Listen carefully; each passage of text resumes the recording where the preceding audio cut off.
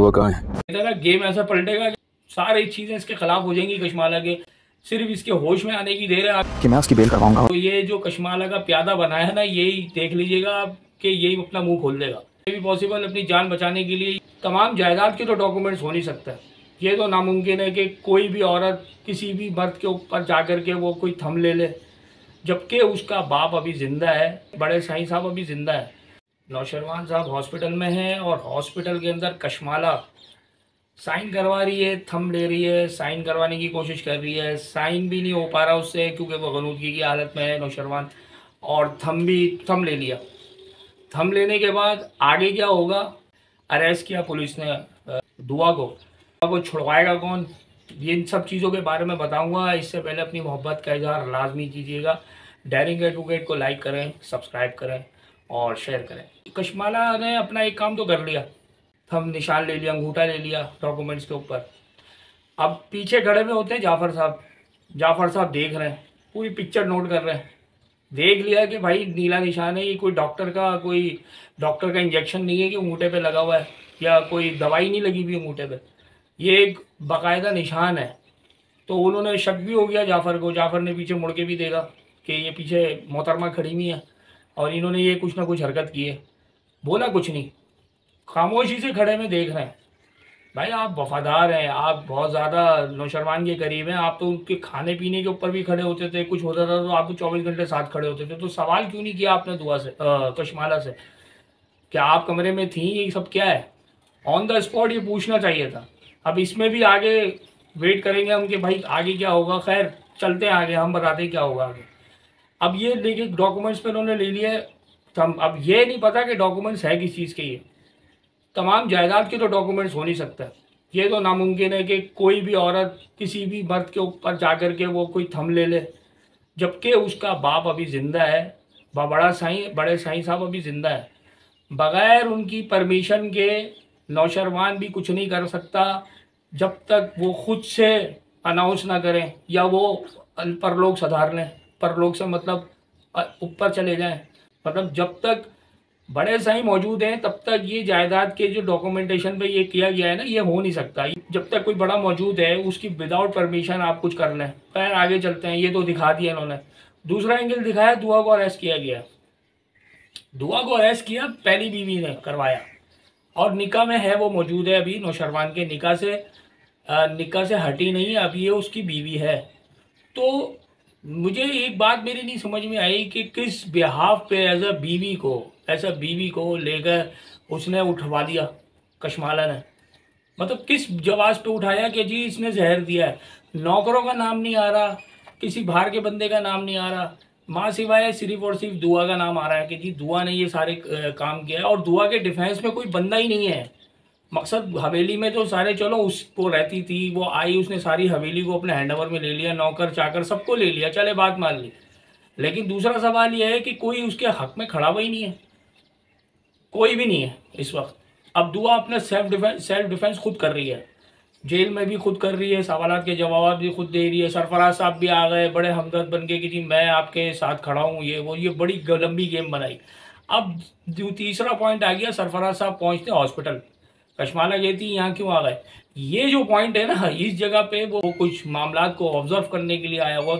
अब सब सरफराज साहब इसके हॉस्पिटल में पहुंचते तो इनके दिमाग में घंटी बजती है कशमाला की कि भाई ये तो इसको तो उंगली पकड़ाई थी तो हाथ पकड़ना है, ये तो अस्पताल भी पहुंच रहा है, इसने उसको मना कि यहाँ पर जाके कुछ क्लैश होने का खतरा है कशमाला का और सरफराज का, क्योंकि करेंगे ये नहीं लेकिन हो सकता है।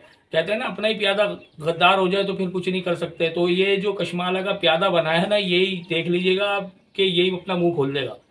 इसको बोलने की भी ज़रूरत नहीं होगी। हो सकता है मे भी पॉसिबल अपनी जान बचाने के लिए ये आने वाले वक्त में फंसेगा, क्योंकि वो गनूदगी की हालत में है। नौशरवान उठेगा, जब उठेगा तो जाफ़र उसको ये बात ज़रूर बताएगा कि आपके अंगूठे पे ये ब्लू कलर का निशान थम का था और ये आपको मैं दिखाना चाह रहा था क्योंकि आप जब थे। बहुत सारी बातें होंगी लेकिन जाफ़र ने ये बोला कुछ नहीं। ये बात मेरी नहीं समझ में आई। यहाँ पर कुछ ना कुछ बोलना चाहिए था, यहाँ पर कुछ ना कुछ कुछ ना कुछ डायलॉग ऐसे पिच करवाने थे जाफ़र से कि पूछता कि भाई ये क्या है। खामोशी से उन्होंने, वो देख भी रहा है कि पीछे पर्स में कशमाला डॉक्यूमेंट्स डाल लिए और वो फिर बाहर चले जाते, कुछ भी नहीं बोलते। अब कशमाला इसको लूप में लेने की कोशिश करेगी जाफ़र को कि किसी तरह इसको लूप में ले लूँ, क्योंकि ये वफादार है, ये सारी चीज़ों को जानता है, सारे नौशरवान की सारी चीज़ों को समझता है। खैर इतना आसान नहीं है, वो जब होश में आएगा तब देखिएगा पिक्चर ही दूसरी हो जाएगी अचानक से। जब कहते हैं ना गेम ऐसा पलटेगा कि आप खुद देखिएगा कि आप खुद इमेजिन करेंगे कि यार ये एकदम से पलट गया गेम, सारी चीज़ें इसके खिलाफ हो जाएंगी कश्माला के। सिर्फ इसके होश में आने की देर है। आप ये देखिएगा जब जब ये होश में आएगा अपने इसके औसान बराबर होंगे, फिर आप ये देखिएगा कि किस तरीके से क्या एक्शन लेने की कोशिश करेगा नौशरवान। अब आएगी दुआ, दुआ को छुड़ाएगा भी नौशरवान, और कोई नहीं छुड़ा रहा। और या तो ये गवाही देगी नहीं, गवाह झूठी गवाही से दिलवाई जा रही है तो वो तो नहीं देगी, लेकिन छुड़वाने के लिए नौशरवान आ सकता है, काफ़ी चांस है। वो उठेगा, वो बोलेगा यार ये तो गलत हो गया, ये तो सारी चीज़ें मेरे बगैर, मेरे किसी डिसीजन के बगैर हुई, मुझे वो भी यही कहेगा, एक्नॉलेज करेगा कि किसी को क्या पता कि ये दुआ ने जहर मिलाया कि किसने मिलाया। लेकिन ये जो थंब का निशान है, ये सबूत है कश्माला का, जो सबको पता चलेगा कि ये थंब का निशान किस बिनियाद पे लिया गया है, किसने लिया है। ये सारी चीज़ें निकाली जाएंगी। हो सकता है रूम की सीसीटीवी भी निकाली जाए, जिस रूम में हॉस्पिटल, इतना बड़ा हॉस्पिटल दिखाया है तो कमरों के अंदर कैमरे तो लगे होंगे कि अंदर पेशेंट के साथ कौन आ रहा है, कौन जा रहा है, कौन मिल रहा है। इतना सेंसिटिव केस है, नौशरवान जैसी पर्सनैलिटी दिखाई है तो उसकी सिक्योरिटी के पॉइंट ऑफ व्यू है तो अंदर ये सारी चीज़ें अवेलेबल हो सकती हैं। तो यहाँ फंसेगी कश्माला जाके, खुले ओपन प्लेटफॉर्म पे फंसेगी जाके।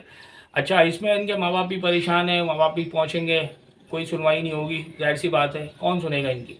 इनके पास लॉयर भी करेंगे तो लॉयर करने में भी टाइम लगता है, वो आएगा जाएगा, वो सारे केस को समझेगा। इतनी देर में नौशरवान को 1-1.5 दिन 2 दिन में होश आ सकता है। तो ये सारा गेम खेले, ये सारा गेम अब जो आगे स्टेप लेना है वो नौशरवान ने ही लेना है। इसके अलावा आगे और कुछ भी मुझे नज़र नहीं आ रहा। नौशरवान ही डिसीजन मेकर है, नौशरवान ही एक्शन मूविंग करेगा आगे। ये आप देखिएगा तो जब सामने आएगी चीज़ तो आपको खुद अंदाज़ा होगा। साथ साथ में फिज़ा जो बहन है उनकी, वो खड़ी हुई अपनी जगह पे, वो देखा आपने कि बहन अरेस्ट हो गई है, घर में पुलिस आ गई, तो वो एक सवालिया निशान वाला एक उनको स्टेप बता रही है कि नहीं ये तो आपकी सुनेगा कौन, ये तो सबको पता है कि कोई भी नहीं सुनेगा। तो आपका काम तो ये है कि आप आए, अपनी बहन के साथ खड़ी हो। वो तो खामोशी से खड़ी हुई, अभी भी उनके दिल में वही बात है कि जी मेरी बहन ने मेरा घर बर्बाद किया है। तो समझ से वाला आ रहा है कि ये वाला ये पूरा ये इसको इस तरीके से खड़ा करने का फ़ायदा क्या है, इस तरीके से ये डायलॉग देने का इसका कोई भी मुझे फ़ायदा नज़र नहीं आया फिज़ा का एज आफ्टर डिवोर्स। इसको अब ये इस तरीके से हर वक्त खड़ी है, अब तो उसको अपनी बहन के साथ खड़ा होना चाहिए। ठीक है, अब ये बड़ी ज़बरदस्त एपिसोड चल रही है, अभी आप ये देखिएगा, ये अब एंड की तरफ भी जा रहा है ड्रामा। ठीक है, 2-3 एपिसोड, 4 एपिसोड हो सकता है, या हो सकता है 5 एपिसोड, तो कुछ एपिसोड रह गई हैं। ये अब एंड की तरफ जा रहा है। इसके साथ साथ अपनी मोहब्बत का इजहार लाजमी कीजिएगा। डेयरिंग एडवोकेट को लाइक करें, सब्सक्राइब करें और शेयर करें। Thank you.